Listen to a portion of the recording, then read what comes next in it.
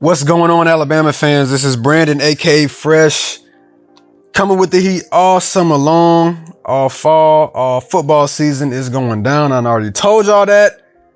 Very excited about this particular topic. So if you haven't done so already, first of all, you already know VIP section. Y'all come to the front row. That's where I need y'all like, gang, smash the like button, hit the like button. Need 100 out the gate. Y'all already know if you haven't subscribed, please hit that subscribe button.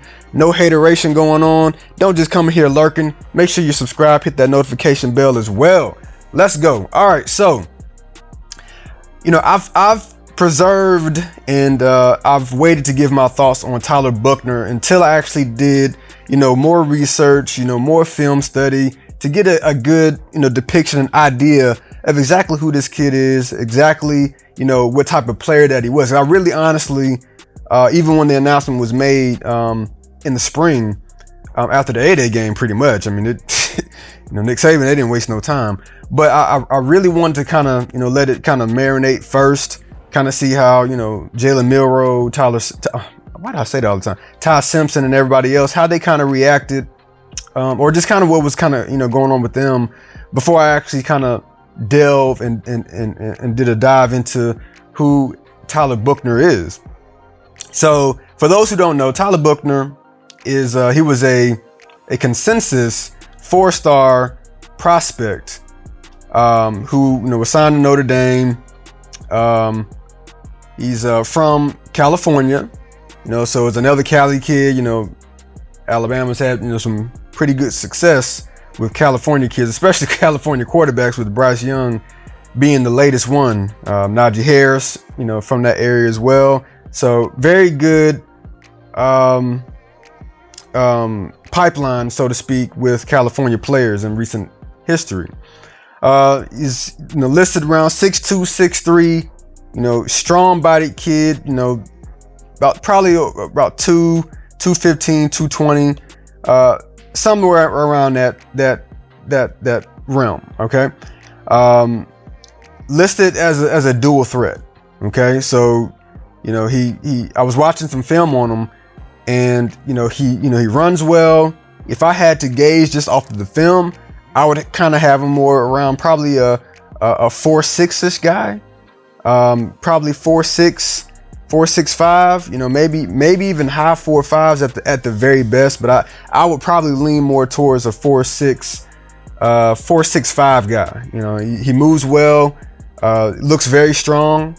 That's the first thing that kind of jumps out. So he runs the read option really well, and you'll see we got the highlights, his high school highlights playing in the background here. So he runs the read option really well. And I'll be honest, this is the first thing that I thought of when I was watching, because I watched two different highlights that they had on YouTube for Tyler Buchner. And the first thing that just dropped in my mind, I said, this is kind of he's like a Jalen Milroe light. And I mean that figuratively and literally. Okay. You can see the complexion is a lot different than Jalen's is, if you haven't caught that already.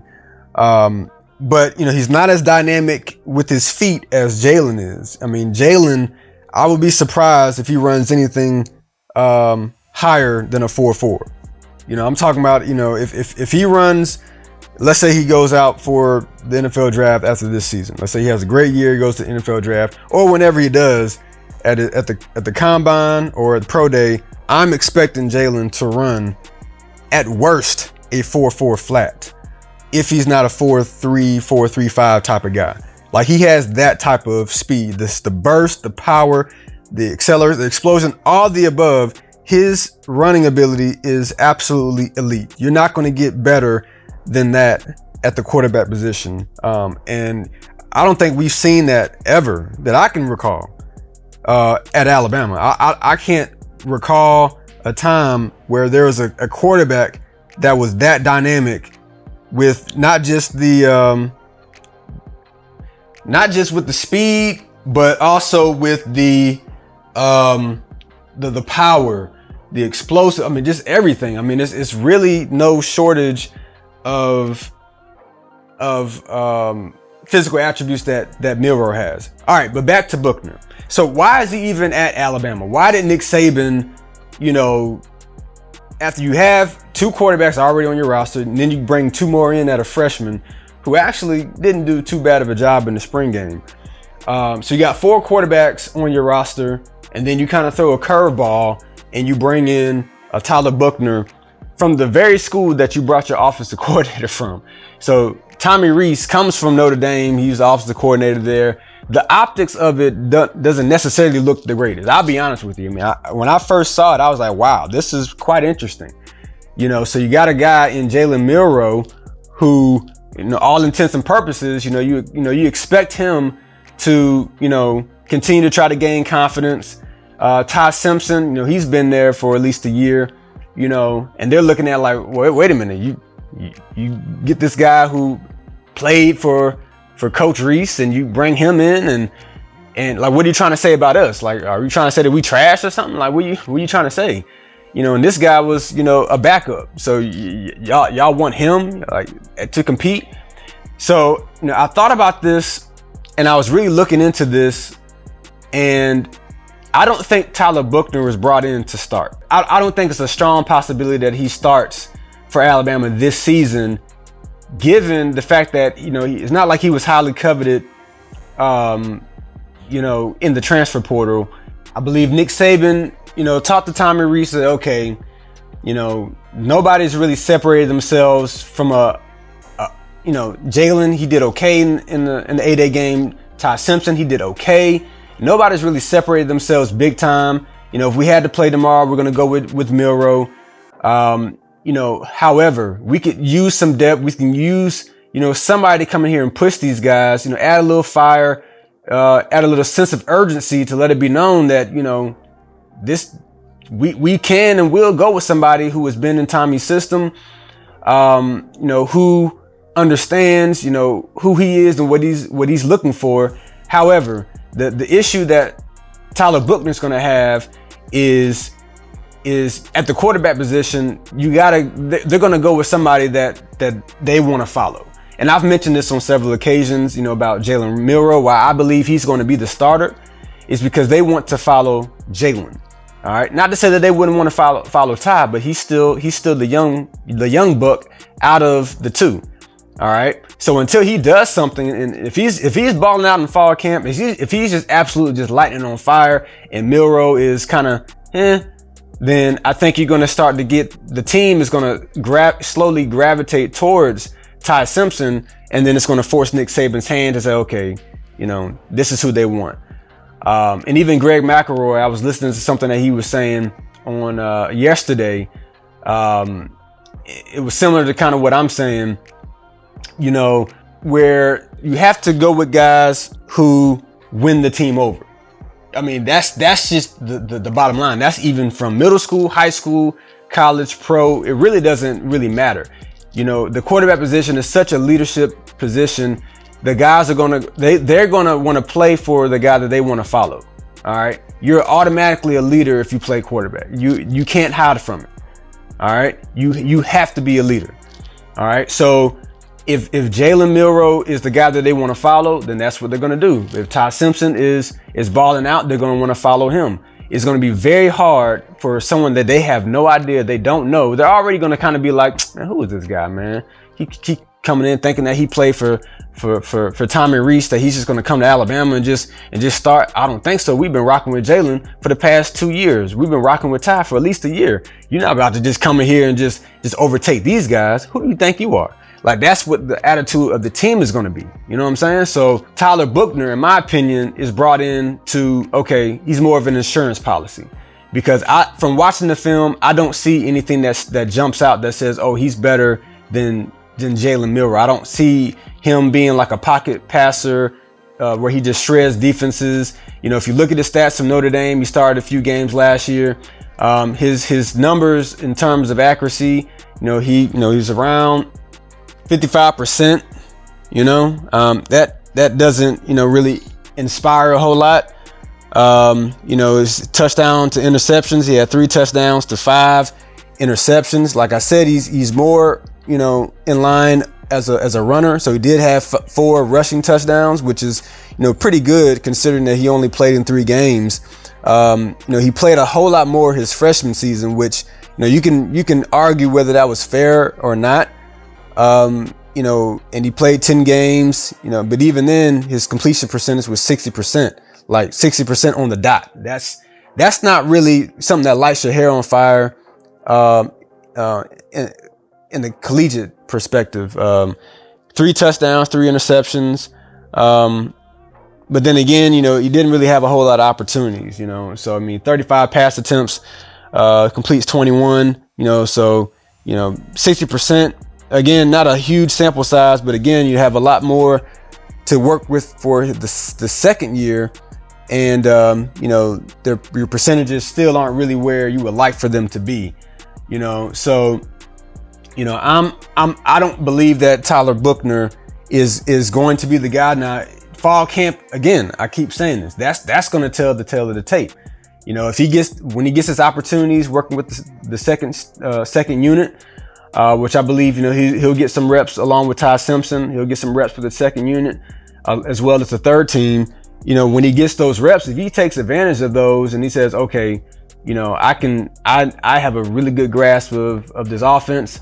I can do it from a running perspective. I can, do it from, passing, all the above. Then, that answers the question. And then you'll see, from what I've seen, I'm not expecting that.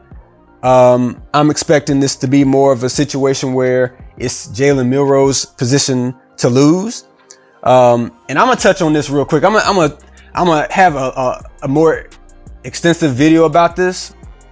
But this whole notion that somehow Jalen Milroe is like a interception machine, it just has to stop, guys. It's really kind of lazy and ignorant. He played, a few games last year. He was thrown in against Arkansas. I thought he did a pretty decent job against Arkansas. He was 4 for 9. The running is where he obviously shined. He had a 78 yard, just absolute burst that set Alabama up for a score. He comes back the next week against Texas A&M. That was a tough one to watch at times, I'll be honest with you. But he made some really good plays with his arm as well as with his legs in that game.